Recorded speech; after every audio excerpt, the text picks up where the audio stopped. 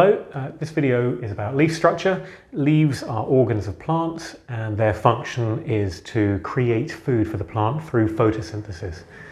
So we just look at the structure of the leaf and how it's designed essentially to help achieve that aim. So here's a leaf.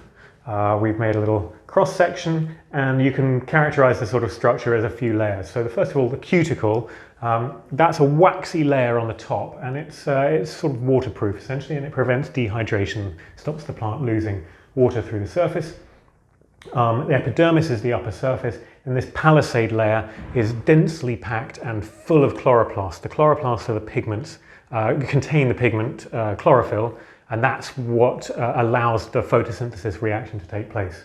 Underneath that you've got a spongy layer called mesophyll, and then the lower epidermis, which has these guard cells here and here, which open and close to allow air to get through these holes called stomata.